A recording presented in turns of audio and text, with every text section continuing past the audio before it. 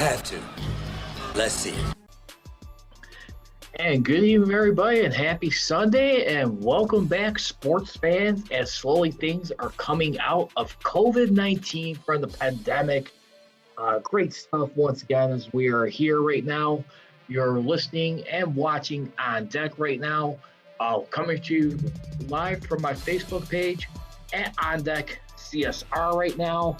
I know it's been quite a while here, but we are getting ready to kick in stuff right now. We've been dealing with a lot of figuring out lately the last few months. Sorry by the way, but getting ready to talk some fun topics here. Starting off with MLB Upper Deck right now with the Cubs and Sox right now. Dare I say both teams have a chance to become buyers at the trade deadline. And I got on right now. This is a great time for the Cubs right now, who should have been long gone a long time ago. But right now, this is what we're looking at. And here we go. So then we're going to get into NBA Fast Break, the next segment. NBA playoffs right now as we're keeping track right now over the Phoenix Suns right now on the verge of sweeping Denver Nuggets. 6 seconds left in that game. They will be advancing to the Western Conference Finals right now. Congratulations to CP3 and that crew right now as they are doing a hell of a lot right now to keep everything in perspective. But I got to tell you what right now, I mean, the Suns team has really been shocking a lot of people and really been doing a hell of a job right now. And when you take a look at everything that has been going on, I mean, you look at what they've been able to do here and how they've been able to do everything right here. I mean, you look at, first of all, I mean, with the Phoenix Suns, I mean, and their coach staff put together, you got Maya Williams right now. You got Tom Thibodeau, who just won Coach of the Year with New York Knicks. But remember, Maya Williams right now, too, in his coaching career, him and CP3 did coach together at one point. And when you look at the career of Chris Paul, everything going on in this right here, Chris Paul, don't forget, he began his career back in 05, 06, and was with the New Orleans Hornets at that time during Maya Williams' first year right now. And you look at everything they've been able to do together right now. I had a losing record as a coach, but when you look at everything too, and I know Nikola Jokic just got MVP, I would give it to a guy like CP3. I really felt like he was more valuable to his team, but we'll hit that a little bit later on. Then NFL extra points right now. Justin Fields right now continuing to impress not only his coaches, but also getting in there with the teammates. I'll give you my thoughts on how he will most likely be the Bears starting quarterback at the beginning of this year. I think it's safe to say already, only time will tell. But I got to tell you what, he's definitely building a lot of momentum right now. Got some promising insight on the deep ball, hopefully starting to develop. We'll get into that a little bit more. You guys want to feel free and shout out your questions. You can definitely tweet me. You can definitely tweet me on Twitter at Prodigy Richey. And then also, you can also follow me on Twitter as well at Man of Steel CGR, where I'm the host of the Man of Steel podcast. And they can also check me out on Instagram at Man of Steel Nation at Prodigy Richey. So let's go ahead and get right to it, beginning right now when we take a look at things. We got the very first right now with the Chicago Cubs and the White Sox. Cubs, believe it or not, they're in first place in their division right now. They just completed a sweep over the St. Louis Cardinals this past weekend here at Wrigley Field right now. 2-0 the final score was here at Wrigley Field as we take a look at. And right now, Zach Davies, he qualifies for the win, as it looks like. He went 6 2/3 of an inning right now, only giving up 2 hits, striking out 6, only 2 walks, and that's been one of the biggest issues so far with the Cubs right now as we look at has been their rotation right now. And one of the things about their starting rotation for this year, when we look at it, I mean, they've been failing to go 5 innings this year, ninth with a 4.63 ERA. So far, I mean, when you look at everything aside from that, too, I mean, you look at like the current cap space, the luxury tax space they got right now, according to Spoke Track, they got about $32.42 million in cap space, which is 21st in the league, most available, while the White Sox are at $38.45 million. So they got some room to probably hopefully find some people, find some pieces by that time. Remember, the trade deadline will be by July 30th right now. Got a lot of waves happening with this team right now. And to be honest with you, it's just awesome to see like just both sides of baseball doing well right now, if you ask me. Because I'll be honest with you, when I look at the other side of town, I look at a situation too where there's been a little bit of feeling out process with Tony La Russa. Some of the silly nonsense that's been going on, the way how he was critiquing his players, as far as like not swinging on a 3-0 count, only to hit a home run.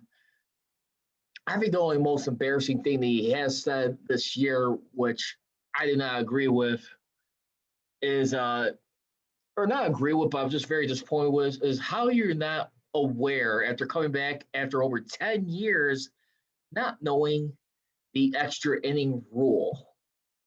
And that was on a road trip at the end of April, I believe it was, or beginning of May, when they had that happen to them. And I mean, since then, I mean, they seem to be clicking right now. I mean, Sox, for the most part, I mean, at this point in time, they have the 4.5 game lead over the Indians. I mean, I just really start to wonder if it would be a little bit different if they were losing. I mean, at the end of the day, the winning does cure all. But at the same time, too, I'm going to just say this to a lot of Sox fans who've been kind of picking at this guy. Don't ruin a beautiful thing with Tony La Russa. Don't run this guy out of town. He knows what he's doing. At the end of the day, he has to give tough love to this group. I realize it's a lot more different times he's been returning to. I mean, trying to relate to players and click. But I mean, Steve Stone, even for the most part, too, on Twitter, made references too that he's been comparing his guys, Tim Anerson, to Yadi Molina, and then of course Jose Abreu to Albert Pujols. He's been making some few Cardinals references as we look at it. And to be honest, listen, I mean, La Russa, I mean, the only controversial thing about this time when he did return, he was supposed to stay retired. I mean, according to like the Baseball Hall of Fame. At the end of the day, too, I mean, La Russa, look, he's still very instinctive. Last time I checked, very smart, very aware. But you gotta think of it this way too. He's a guy who's going to command respect here. Obviously, you don't want to have turmoil in your clubhouse or players in front. But I think the most encouraging thing, especially with the White Sox, they still got their eyes on the prize. And I think that's where it all gets lost in it. So what? I mean, the 77 New York Yankees, when they won back-to-back championships, they won the first one with Billy Martin, then did it with a different group. I mean, when you think about it. I mean, that other manager on there, he was a former White Sox skipper too, by the way, when we look at, I'm pulling up his name right now, who did it in 1978 when they went on to win back-to-back titles right now. It was Bob Lemon. I mean, Bob Lemon was a skipper for the White Sox during that same season where they were 34-40, went over to the Yankees, went 48-20, and were able to beat the Dodgers in 6 games. I mean, listen, Billy Martin, he was able to deliver a championship, his one only championship as skipper to that Yankees organization. He had a lot of interesting situations too with Reggie Jackson on that team. I mean, you also had Thurman Munson right there, the catcher right there. He was a little bit of a character, but still, you had a lot of guys plenty on that team. What I'm trying to say in all this, you want to have a most unified ball club, an understanding of one another as individuals. I get all that. But sometimes, too, if you're able to keep your eyes on the prize and be able to keep the winning aspect at hand, who cares about this little silly nonsense with, well, you know what? I don't know if you should be like laying into me about not swinging on a 3-0 count, despite the fact that in LaRussa's eyes, it was wrong. At the end of the day, they are winning. The only thing is where I get a little concerned with this ball club right now is like, don't get overconfident with what you're doing. I'm not saying they are, but you still got to prove yourself right now. I mean, the 05 White Sox team, for the most part, they had a lot of good defense. I mean, that year. I mean, when you look at everything right now, too, I mean, as far as like what's going on right now, Chicago White Sox, I mean, they're second in the American League, second overall, and everybody with wins, with 40 wins for their pitching right now. ERA, for the most part, first in the American League, fourth overall, 3.21 ERA. And then another thing, too, I mean, let's look at the strikeouts right now, too. Number one in strikeouts with 638, first in the American League. And then also, too, I mean, when you look at another thing, too, I mean, like the White Sox have been able to do when we try and flip on the other side of that. I mean, they're being very disciplined at the plate. I mean, when you look at it. I mean, kind of not really, excuse me. I mean, they're fourth in RBIs, third in the American League with 300 runs batted in. So I say this, and to all the little naysayers about this little nonsense about players distancing themselves from Russa or why he's laying into this guy so hard. I'm just going to say in the moral worlds of Al Davis, just win, baby. That's all you got to do. All this little stuff, this theatrical stuff, I think that will get settled in time. Like I said, I want to know from you, Sox fans, do you feel like this would be a much different situation if they were losing? And do you feel like Russa will finish out his 2-year contract? Remember, he did make it as far as on the all-time wins list, second as far as a managerial record, as far as in wins.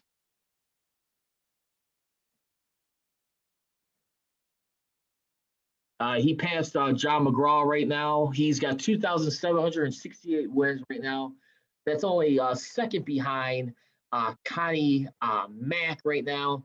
So Russa, at this point in time, he's got 2,768 wins, 2,389 losses, 537 win percent. So that, I say, Sox fans, put that in your pipe and stroke it. If you're still having any type of alarming beef with this guy, we'll find out.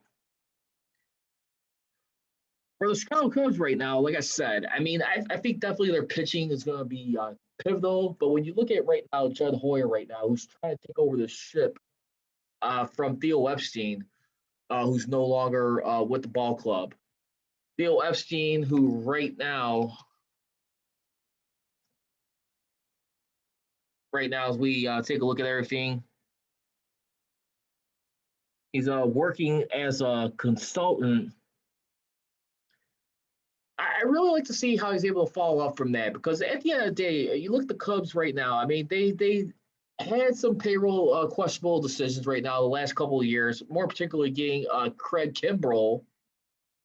Will we really focus in on it? But at the end of the day, too, I mean, like the Chicago Cubs right now, I mean, for the most part,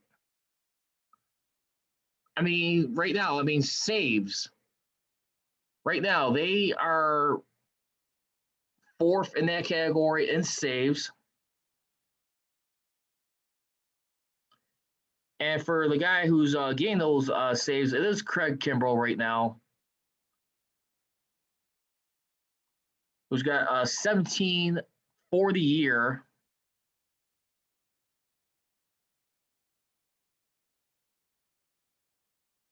Definitely doing his part. He's only had two blown saves, 17 out of 19 so far up to this point. That's all I can ask for right now. I mean, that was another guy right now a couple of years ago who, which by the way, when we look at it back in 2019 when he came on this opportunity, he was 13 of 16 save opportunities. And then he only had two saves last season.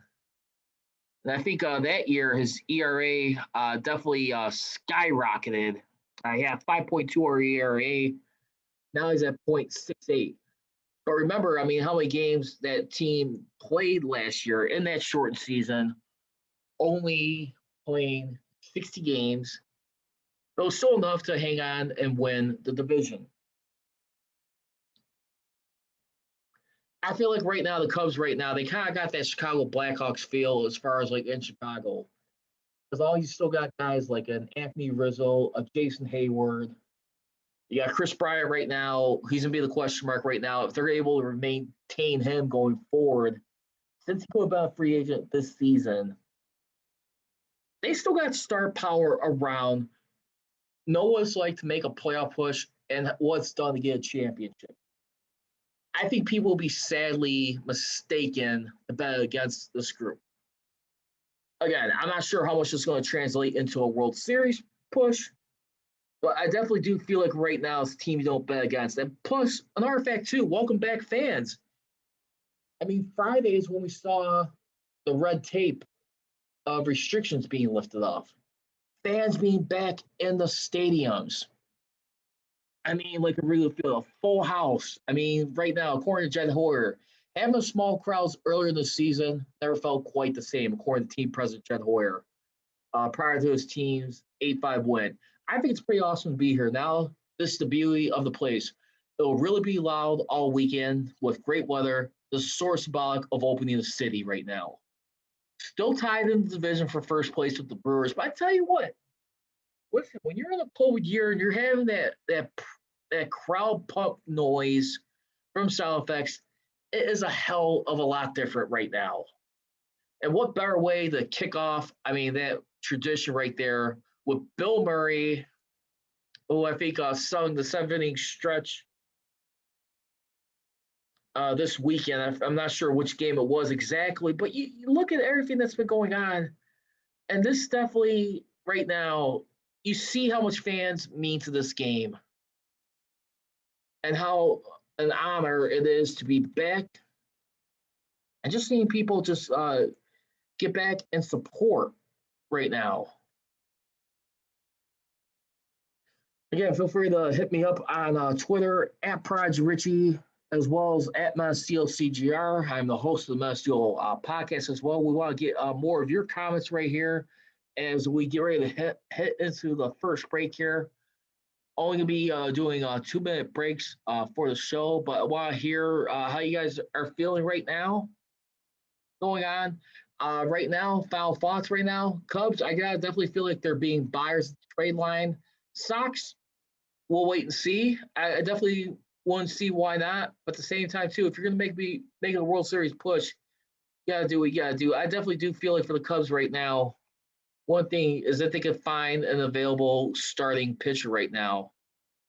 And Yu Darvish, who's with the Padres, how much would that come back to haunt him in the end? I mean, you got Jake Arrieta back on this team. I mean, he's another one who seems like he's picking up where he left off. Still struggling to go past 6 innings usually. I mean, for the most part, this year he has pitched 57 and 2/3 of an inning and still doing good with the strikeouts right now, leading the starting pitching in strikeouts. Oh, excuse me. 58 innings, 48 strikeouts. So, still pretty impressive for the time being here. Fourth on that list. And we've seen this guy throughout this season here.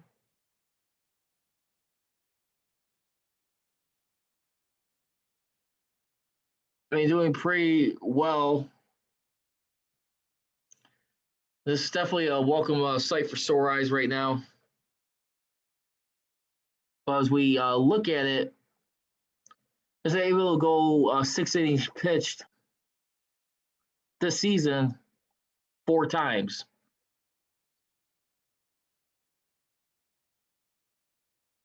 So again, what do you guys feel? Do you feel like the White Sox will stand pat? Or do you think they'll be buyers at the trade deadline? Cubs right now, with so much wiggle room, what do you think? Feel free to let me know your thoughts. We're going to go ahead and get ready to take this first break here of On Deck. Me, Charles, the Prodigy Richey. Don't move a muscle. They have to. Let's see it.